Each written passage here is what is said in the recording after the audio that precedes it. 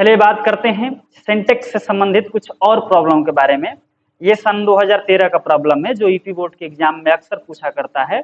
तो अलग अलग कोड में, अलग अलग पेपर में, अलग अलग जिलों में जितने पेपर होते हैं उससे कुछ क्वेश्चंस कंपाइल किए गए हैं और आपके सामने हैं। चलिए वन बाय वन करके क्वेश्चन को सॉल्व करते हैं। बात करते हैं, the child has been ill from 3 months। देखिए यहाँ तो ठीक काम किया है, हैज बीन का प्रयोग किया है तो बहुत बढ़िया काम किया। अभी हमारे साथ ही ऐसा काम कर सकता था कि द चाइल्ड इज का प्रयोग कर देता, the child is ill from 3 months। तो यहाँ पर प्रॉब्लम देता, सिंस या फॉर का प्रयोग होता है तो दो समस्या करके देगा, या तो यहाँ पर आपको इज करके दे देगा, अब यहाँ पर थोड़ा बदल के दिया है, यहाँ पर सिंस फॉर में प्रॉब्लम किया है।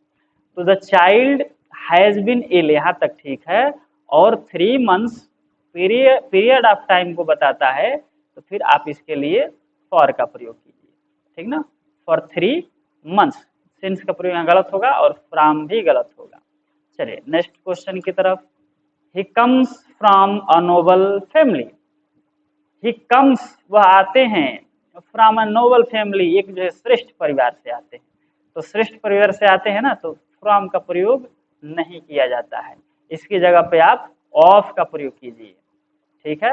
He comes of a Nobel family, इसका मतलब कि वह जो है एक अच्छे परिवार से संबंध रखते हैं। He comes of a Nobel family, हमेशा याद रखिए फ्रॉम का प्रयोग होगा गलत होगा, कम्स के साथ ऑफ का प्रयोग होगा। चलिए नेक्स्ट क्वेश्चन की तरफ। Do not translate the essay word from word. Word from word कुछ नहीं होता है, ठीक है। वर्ड फ्रॉम वर्ड मतलब वर्ड से वर्ड नहीं होता है, वर्ड टू वर्ड होता है, ठीक ना। डू नॉट ट्रांसलेट, ट्रांसलेट मत करो, द एसे माने निबंध को, वर्ड टू वर्ड माने शब्द शब्द करके बिल्कुल ट्रांसलेट मत करो, इसका मतलब ये हो जाएगा। तो इसको फ्रॉम हटाइए, टू लगाइए, सेंटेंस सही हो जाएगा, क्योंकि वर्ड फ्रॉम वर्ड कोई वर्ड नहीं होता है। चलिए नेक्स्ट क्वेश्चन की तरफ। The car is parked on the gate. Gate के ऊपर पार्क हो गई है, ठीक है।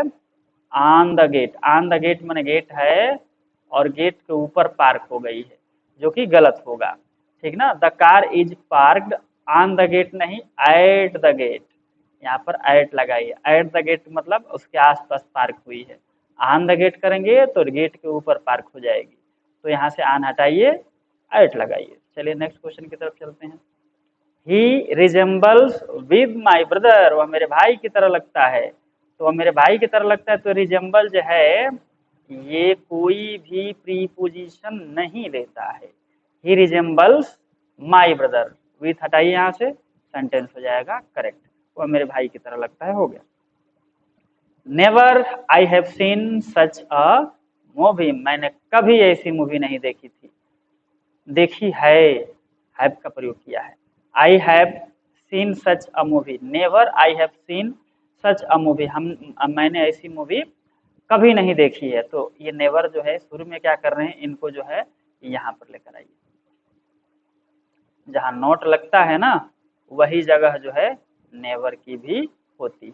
तो सेंटेंस बनेगा I have never seen such a movie, sentence ऐसे करके आप लिख सकते हैं। एक उपाय और है, आप नेवर को यहीं रहने दीजिए, और नेवर जब शुरू में आता है तो इन्वर्जन लेता है, तो इन्वर्जन लेता है तो इस हैव को यहाँ से उठाइए और यहाँ रख लीजिए, सेंटेंस हो जाएगा सही। इसको आप ऐसे भी सही कर सकते हैं, never have I seen such a movie, हो गया सेंटेंस सही। तो आपके पास दो तरीके हैं, या तो इस नेवर को उठा करके हैव के बाद लगाइए, या फिर नेवर यहीं रखने दीजिए, हैव को उठा के नेवर के पास कर दीजिए, इन्वर्जन कर दीजिए। सब्जेक्ट से पहले वर्ब को लिखने की प्रक्रिया इन्वर्जन कहलाती है, और इन्वर्जन हर जगह नहीं लगाया जाता है। सेल्डम के साथ इन्वर्जन आ सकता है, नेवर के साथ भी आ सकता है, रेयरली है, बेयरली है, आर है, और ये ई है ना, स्कार्सिली है, स्कार्सिली है, ये शब्द ऐसे हैं जो अगर सेंटेंस के स्टार्टिंग में यूज होंगे तो इन्वर्जन करते हैं। इन्वर्जन करने का मतलब सब्जेक्ट से पहले वर्ब को उठा के लेके चले जाते हैं। उसी तरह से नेवर भी इन्वर्जन करेगा और सब्जेक्ट से पहले जो है वर्ब को उठा के लाएगा। चलिए नेक्स्ट क्वेश्चन की तरफ बढ़ते हैं। द जेलसी, जेलसी, जेलसी में ये एल क्या कर रहा है यहाँ पे, यहाँ एल नहीं रहना चाहिए। The jealousy is bad, jealousy का मतलब है ईर्ष्या बुरी होती है, तो इसको डिफिनेट करने की क्या जरूरत है, इसको ऐसे ही रहने दीजिए, जेलसी इज बैड, जेलसी जो है बेकार है। द इसमें जो आर्टिकल है डेफिनेट आर्टिकल, इसका प्रयोग नहीं होगा। चलिए नेक्स्ट क्वेश्चन की तरफ चलते हैं। It is a good poetry, poetry को गिन नहीं सकते, पोएट्री को जब गिन नहीं सकते हैं तो फिर ए लगाने की क्या जरूरत है। अब ए वाटर लिखेंगे तो सही नहीं लगेगा ना, ए वाटर, क्योंकि पानी तो अनकाउंटेबल होता है, उसको गिना नहीं जा सकता है। उसी तरह पोएट्री को भी गिना नहीं जा सकता है। पोएट्री उसको कहते हैं, कविता लिखने की प्रक्रिया को पोएट्री कहा जाता है। पोएट्री कोई गिनने वाली चीज नहीं है। जिस तरह से पानी को गिना नहीं जा सकता उसी तरह पोएट्री को भी नहीं गिना सकता। हाँ, इसकी जगह पे आप पोएट्री को हटा करके पोएम लिख सकते हैं, सही हो जाएगा। It is a good poem, ठीक है, it is a good poem, ठीक है। तो पोएट्री को गिन नहीं सकते हैं तो पोएट्री के पहले जो है आर्टिकल का प्रयोग करना भी गलत हो जाएगा, ठीक ना। या यहाँ से आर्टिकल को ही हटा दीजिए, it is good poetry, poetry अच्छी है, यानी कि आप कविता कहते हैं तो कविता कहने का तरीका और आपकी प्रक्रिया बहुत अच्छी है, तो काम में कर सकते हैं, यहाँ से ए हटा दीजिए तो भी सही हो जाएगा, इट इज गुड पोएट्री। या फिर यहाँ से पोएट्री हटाइए, ए को रहने दीजिए और पोएट्री की जगह पे पोएम लिख दीजिए, सेंटेंस हो जाएगा सही। चलिए नेक्स्ट क्वेश्चन की तरफ। He is in the debt, वह जो है कर्जा में है, तो कर्जा में है ना, तो इन द डेट का प्रयोग नहीं होता है, ये द को हटाया जाएगा, इन डेट का प्रयोग होता है। डायरेक्ट लिखिए in debt, he is in debt. और कभी कभी डेट में इस भी जोड़ा जाता है, तो या तो डेट लिखिए या डेट्स लिखिए, दोनों सही माने जाएंगे। बस यहाँ पर प्रॉब्लम जो थी, प्रॉब्लम ये द में थी, द को हटा देंगे, सेंटेंस आपका सही हो जाएगा। चलिए नेक्स्ट क्वेश्चन की तरफ। हिमालयाज, देखिए हिमालय को प्लूरल बनाया है, बिल्कुल बढ़िया काम किया है। हिमालय हमेशा जो है प्लूरल में ही यूज होता है, और प्लूरल में यूज होता है तो उसके लिए प्लूरल वर्ब लगती है, बड़ी अच्छा काम किया है। To north of the India, north दिशा है और दिशा से पहले द का प्रयोग करना चाहिए, जो कि नहीं किया है, तो बड़ी खराब काम किया है। द का प्रयोग आप कर लीजिए। और कहीं प्रॉब्लम है, हाँ यहाँ प्रॉब्लम है, हिमालय से पहले द का प्रयोग कंपलसरी होता है, तो हिमालय से पहले द लगा लीजिए और नॉर्थ से पहले द लगा दीजिए, सेंटेंस आपका सही हो जाएगा। दिशा से पहले द, और हिमालय पर्वत है तो हिमालय से पहले द लगाना अनिवार्य होता है। पर्वतों जो माउंटेन रेंज होती है, माउंटेन रेंज, तो जो माउंटेन रेंज होती है उससे पहले द लगता है, लेकिन अगर माउंटेन की कोई पीक है यानी चोटी है तो उससे पहले द नहीं लगता है, ठीक है। जैसे केटू एक चोटी है ना, केटू, या फिर माउंट एवरेस्ट आप कहते हैं, माउंट एवरेस्ट, तो इससे पहले अगर आप द लगाएंगे तो गलत हो जाएगा, ठीक है। लेकिन जैसे पर्वतमालाएं होती है, जैसे आल्प्स है, आल्प्स है, विंध्याज है, आल्प्स और क्या विंध्याज, और उसी में आ जाएगा हमारा हिमालय, तो हिमालयाज। तो एक काम करते हैं, इनको प्लूरल रखते हैं और इनसे पहले द का प्रयोग करते हैं, इनके बाद आने वाली नाउन भी, आने वाली नाउन बोल रहे हैं, आने वाली वर्ब भी प्लूरल ही होगी। तो इसमें समस्या सब ठीक है, हिमालय को एस लगाया है, प्लूरल वर्ब का भी प्रयोग किया है, दिशा से पहले द और हिमालय से पहले द, दोनों में द छोड़ दिया है, तो हम लगा देंगे, सेंटेंस हमारा सही हो जाएगा। चलिए नेक्स्ट क्वेश्चन की तरफ। Is he in the jail, क्या वह जेल में है, तो जेल में है तो क्यों जेल में होगा, गुनाह वनाह किया होगा तो जेल में होगा, तो जब गुनाह वनाह किया है जेल में होगा तो द लगाने की क्या जरूरत है, अगर क्राइम करके जेल में गया है तो द हटाइए। इज ही इन जेल, क्या वह जेल में है, तो क्राइम किया है तो द हटा देंगे, ठीक है। अगर किसी से मिलने जुलने जाते हैं तो द का प्रयोग करते हैं, द जेल। द जेल का मतलब ये हुआ कि आप क्रिमिनल नहीं है, आप कोई अपराधी नहीं, आप किसी से मिलने जुलने गए हैं या जेल देखने गए हैं, जेल में घुस करके देखने गए हैं, तो उस स्थिति में द का प्रयोग करेंगे। लेकिन अगर आप अपराधी है और आप जेल में गए हैं तो उससे पहले द अगर लगा देंगे तो द को हटाना पड़ेगा। चलिए next question, more you get more you want.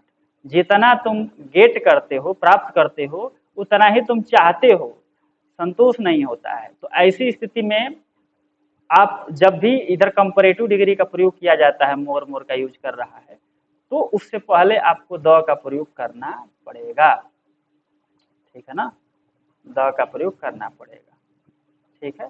जब भी इस तरह से दो कंपैरेटिव डिग्री प्रयोग आप करें कि द मोर यू गेट, यानी कि जितना आप प्राप्त करते हो, द मोर यू वांट, उतना ही आप चाहते हो, तो इस स्थिति में दोनों जगह द का प्रयोग आपको करना पड़ेगा। इस बात को याद रखिएगा हर स्थिति में, ठीक है ना।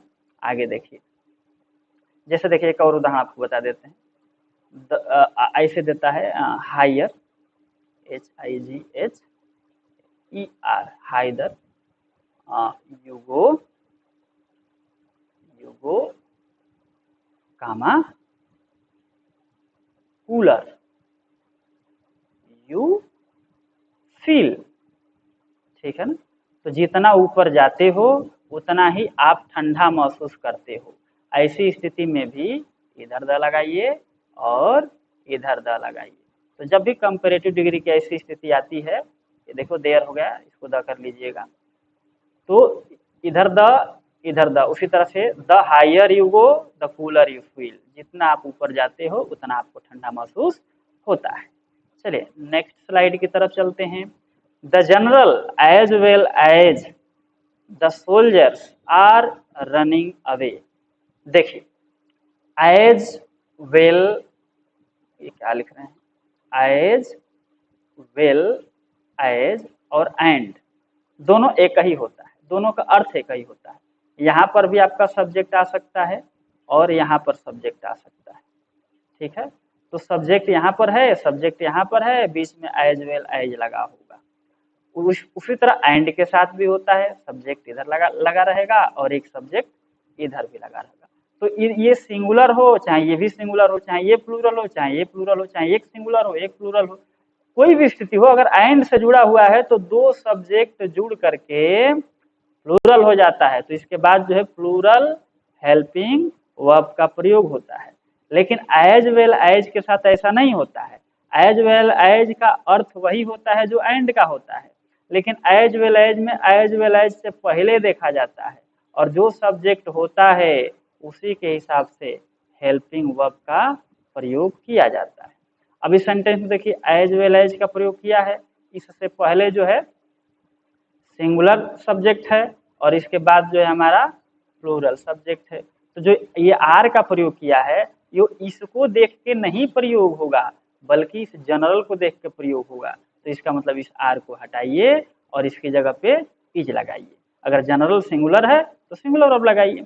इस कंसेप्ट को याद रखिए। चलिए नेक्स्ट क्वेश्चन की तरफ चलते हैं। I avoid to go there. देखिए जो अवॉइड ऐसा वर्ब है, अवॉइड मैंने बचना होता है, तो अवॉइड के बाद ये टू प्लस V1 नहीं आता है। अगर कभी भी अवॉइड का प्रयोग करे प्लस टू दे प्लस V1 दे, तो इस टू प्लस V1 को हटाइए और इसकी जगह पे V4 का प्रयोग कीजिए, जिसको हम लोग जिरंड कहते हैं। तो I avoid going there, I avoid going there, ठीक है ना, क्लियर है। चलिए नेक्स्ट क्वेश्चन की तरफ चलते हैं।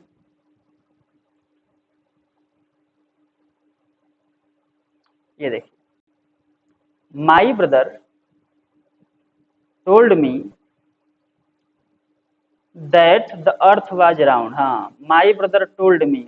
अभी देखिए माई ब्रदर टोल्ड मी है ना, तो ये कंजंक्शन दैट से जुड़ा हुआ है, तो ये रिपोर्टिंग वर्ब हो गया। इधर वाला सेक्शन ये टोल्ड जो है सेड को टोल्ड में बदला है, और इधर वाला जो है रिपोर्टेड स्पीच हो गया। लेकिन रिपोर्टेड स्पीच में यूनिवर्सल ट्रूथ हमको दिख रहा है, ठीक है ना, यूनिवर्सल ट्रूथ दिख रहा है। तो जब यूनिवर्सल ट्रूथ दिख रहा है तो फिर इसके टेंस में परिवर्तन नहीं होता है, आप इसको इज ही रहने दीजिए, ठीक है। तो my brother told me that the earth was round नहीं इज राउंड। जब भी जो है रिपोर्टेड स्पीच में यूनिवर्सल ट्रूथ आए तो उसके टेंस में किसी प्रकार का परिवर्तन नहीं करते। चलिए नेक्स्ट क्वेश्चन देखते हैं। समाप्त हो गया। तो चलिए आज के सेशन में इतना रहने देते हैं। यदि आपको वीडियो अच्छा लग रहा है, आपकी इन्फॉर्मेशन का लेवल बढ़ रहा है, तो चैनल को सब्सक्राइब कर लीजिए, लाइक कर लीजिए और अपने दोस्तों में शेयर कीजिए। चलिए मिलते हैं नेक्स्ट सेशन में, तब तक जय हिंद, जय भारत, वंदे मातरम।